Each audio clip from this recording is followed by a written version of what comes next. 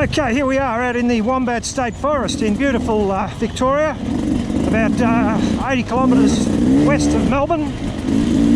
It's a lovely summer's day, not too hot. There's been a bit of rain in the last week, so just as bearable. I'm on a brand new Beta 300 RR Racing 2020 model. It's stock standard, apart from a cooling fan fitted down here. Ultra heavy duty tubes, front and rear. This stage, initial impressions after about 1 hour are fantastic. This is a great bike. The overall balance and geometry of it is outstanding. Brakes are terrific. The engine for a carb model set up with the Cayenne, and the way it is jetted, it is superb. It's got torque right off idle. It's got a terrific mid, and it's probably got a fair bit of punch on top, but I'm not willing to test that because I'm running in. So we're at 70% capacity, should be about all we get to on today's ride.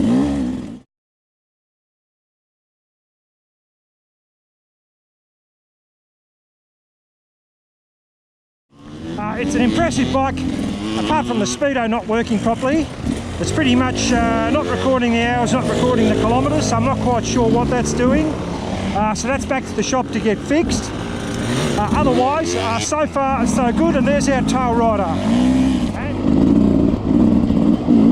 Now I'm going to make a brief commentary on the suspension. I find the rear suspension terrific. No deflection, hitting logs, bouncing off rocks and so on. It's beautiful, it tracks nice and straight. Front suspension's a bit stiff, that's to be expected. It's Kayaba, it's brand new. It is set up for race conditions. I backed off the compression 3 clicks, and I'm running a standard spring, and that is for my 95 kilogram plus gear weight. So I would not comment on the suspension until it's had a chance to bed in. I suspect it will be terrific, and being Kayaba, even if it's not, you can get it adjusted at the shop by your suspension tuner, and it'll have it working superbly. So that is my commentary on the suspension.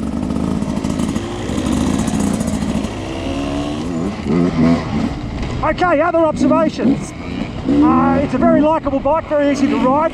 Little annoyances, handguards. These don't actually cover your fingers, so those 2 fingers on the end, your little pinky, they're not protected from a hit if you should brush past a tree a little too close. So I wouldn't recommend the handguards. I think probably have to get some wraparounds, some service, or at least something with a bit more length out there. The other thing that's annoying, and it's a very small thing, fuel tank design. Top of the fuel tank's got this cover on it here, so you can't tell when you're filling it up. You can't tell how much fuel is in it. That's all very good when you're looking at it from the side, and the transparent nature of the tank will allow you to see the level of the fuel. That's wonderful. But when you're in a hurry, you're in the pits, you're trying to fill the machine up with fuel, you can't actually see when it's full till it overflows. So that's one of my little annoyances, but they are not deal breakers. Overall, this is a great bike. On last Wednesday I was riding a 2020 TPI KTM 300. It was nice, it was smooth, but I can tell you it was heavier. I didn't like the PDS compared to the linkage suspension. It wasn't up to the same standards. The back end was a little bit, let's say, flighty and disconnected at times. Compared to this machine, which just wants to hang on. So those are little gripes that I have, and they're very minor. So far, loving it. Okay, and the ride and the commentary continues. The big chunky foot pegs, absolutely terrific. If you've got a big hoofer like mine, no problem catching a bit of foot peg. Lots of grip, terrific, no problems there. The tyres that have come standard with a Metzeler 6 days, they are a low profile tyre, and therefore I'm not thinking winter they might be wanting, but for today they're fine. Conditions are good and grip is great.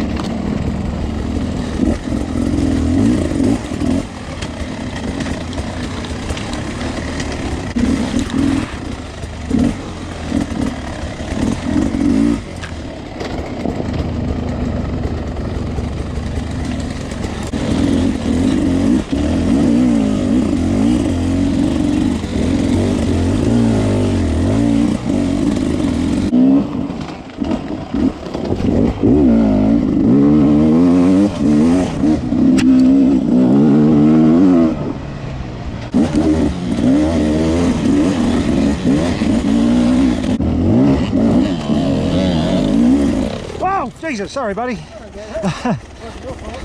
Nearly-